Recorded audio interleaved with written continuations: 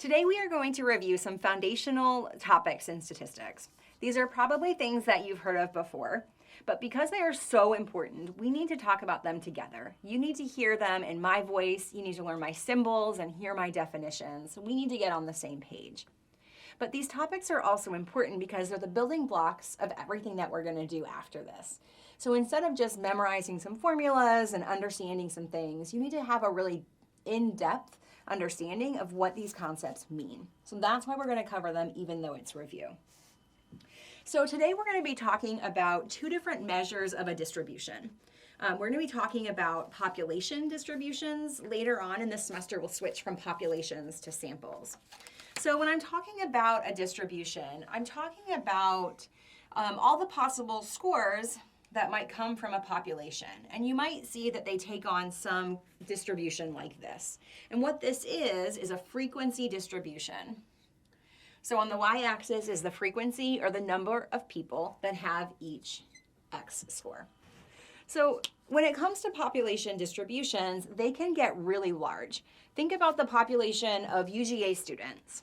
If I'm interested in something like the average age of UGA students, I could look at a long list of the age of every single student. And I would see a lot of 18s and 19s and 20s and 21s and 22s, and I'd start seeing some 23s, and then it would maybe start dwindling off. But I'd see all kinds of different numbers. My brain can't look at 30,000 numbers and make sense of them. A computer can, but my brain can't. And so what the measures that we're going to talk about today are going to do is allow us to take all of those numbers and boil them down into just a few numbers that help us understand the key features of the distribution. So we're going to be starting by talking about measures of central tendency. And you know these. They're the mean, the median, and the mode.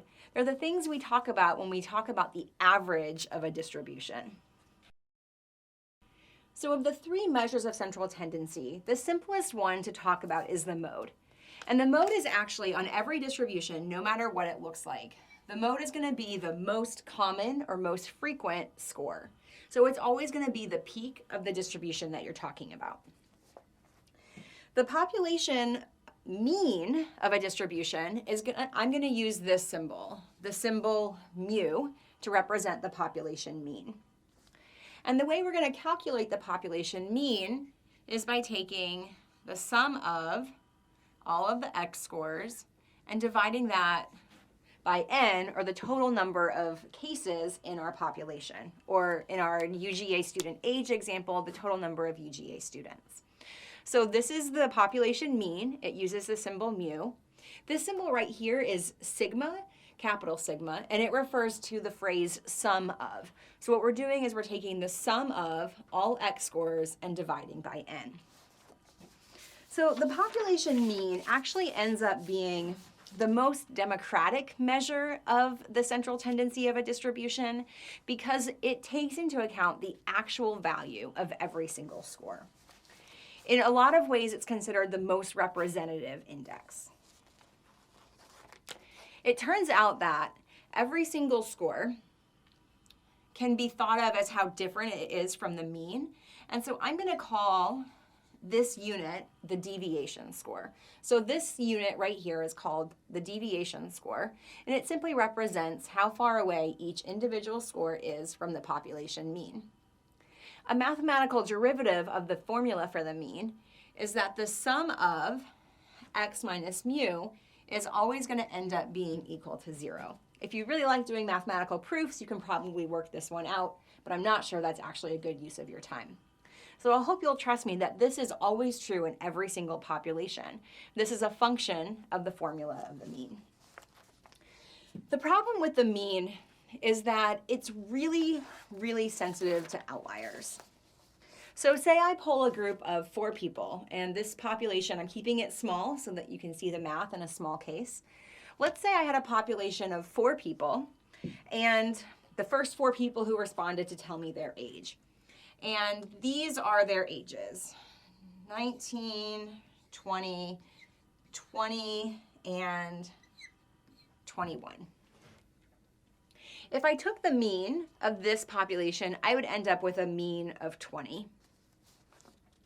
Let's say I open up my sample, or I open up my population, and I allow it to be the first 5 people who responded to me. And the 5th person is my grandma Dusty. That's her nickname, but her real name is Alma, so I don't know which one is better. But let's say my grandma Dusty decided that she had heard amazing things about my class on statistics, and she wanted to learn from me about how to calculate psychological statistics. So she emails me and she says, well, I'm in your class and my age is 80. My grandmother is what we would call an outlier by age. That is, she is very different from the other scores in my distribution. So she has an extreme score that is low in frequency. When we add my grandma to the mix, the new mean for this population ends up becoming 32. So with the addition of just one extreme score, we went from 20 to 32, which is a really big difference. The third measure of central tendency is called the median. I always think of this as the median is in the middle, and that's going to actually be really important later on too. So the median is, in the context of your data, the middlemost score. It's not necessarily the most frequent, and it's not the mathematical average. Instead, it's the middle score. So if we pretended, that's not going to work. If we pretended that our population was still our first 4 people, we had ages 19, 20, 20, and 21. We need to find the middle score. With a group of an even sample size, we're going to end up having to actually take the mean of the 2 middle scores. So in this case, our 2 middle scores are 20 and 20, and the mean of those scores would be 20. Now, if we bring my grandma back into the mix and we consider our population of 5 people, how much does introducing her change the median? Well, we've got 19, 20, 20, 21, and 80. So in this case, our middle score would actually be this person right here. Could be this person too. It doesn't really matter as long as the value is the same. So in this case, our median score would actually be unaffected by the introduction of an outlier. That's not always true. Sometimes when you add a couple of outliers, it'll shift your median up just slightly or shift it down just slightly depending on where those outliers are located. But it happens to be the case that the median is less sensitive to the presence of outliers. Because the mean is actually taking into account the actual value of every single number instead of the relative value of every single number, the mean is really sensitive to outliers because it doesn't just see my grandma as somebody with a relatively high age. It sees my grandma as somebody with an age of 80. So I want to just briefly introduce the idea that you could sometimes have distributions that have more than one bump in them or that have more than one mode. These end up getting called bimodal distributions. So you might see something like there's a high prevalence of low scores and there's a high prevalence of high scores, but there's really not anybody in the middle. Those types of distributions are actually pretty uncommon. I want to switch gears here a little bit to talk about how the mean, the median, and the mode are related to each other. And I've actually already been giving you some hints about this, but you may not have been picking up on them. So I want to make them really explicit. This type of a distribution right here happens to be a symmetrical distribution. That is, the left half and the right half look exactly the same if you folded it over, or at least to the best of my artistic abilities, they look about the same. So this is a symmetrical distribution, and it's also unimodal. There's only one score that's the most frequent. So in this distribution, you're going to see that the mode will equal the median, which will equal the mean. That's going to be true of every symmetrical unimodal distribution. The mode will equal the median and will equal the mean. We've already talked about the fact that the mean can get pulled toward those outliers. So consider a case where instead of having a normal distribution or a symmetrical unimodal distribution, where I have a skewed distribution. Let's say where I have a skewed distribution where I have outliers over here that have really high values. This is a positively skewed distribution. Some of you will be familiar with the phrase, it's skewed to the right. It's more traditionally called positively skewed, and the reason is because the outliers will have really high positive values for their deviation scores. What happens in a distribution like this is because of those outliers, the median, the mean, and the mode are not going to have the same value as each other. So when you look at these distributions, you should always be able to place the mode pretty easily. The mode is always the most frequent score. So the mode is going to be here on this distribution. The mean is going to get pulled toward your outliers. So I've got over here a couple of scores that have high value and low frequency. You can see here I've got scores that have pretty high frequency at the low value. But here I've just got high value scores with low frequency.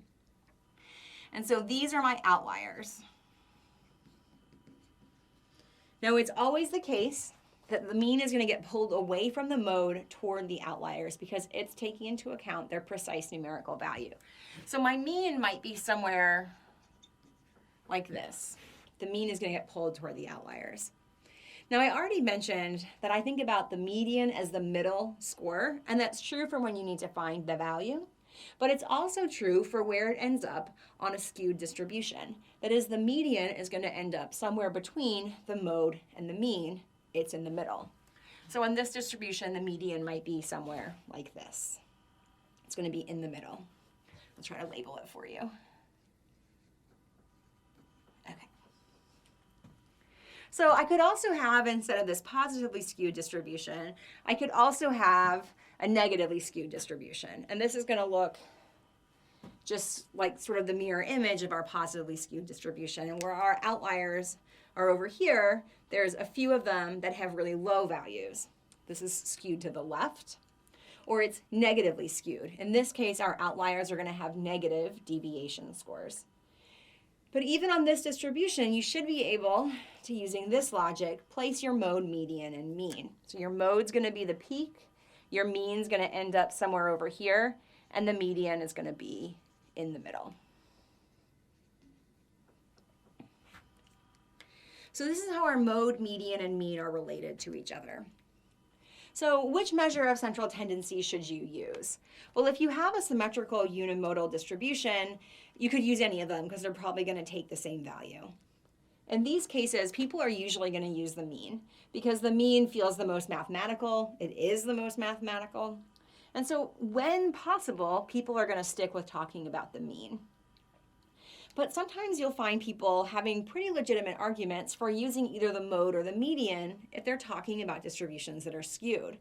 So imagine I'm talking about NBA salaries and I'm a union rep for NBA players and I want to argue that the average player needs a raise. Well, the people who run the NBA, that's going to be a distribution that looks like this. Most people make an amount over here and there's a few people that make this super high amount. Like LeBron James is like somewhere over here. So in this positively skewed distribution, if I'm the management and I don't want to pay my players anymore, I'm going to argue for using the mean because the mean makes it look like I'm paying people a lot more. That's not necessarily a truthful representation of what's happening in my distribution because the mean is so influenced by these outliers.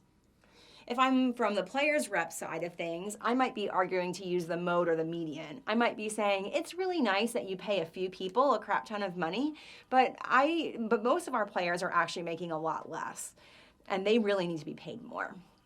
So depending on the kind of argument you want to make, you may find that using a different measure of central tendency might be more helpful.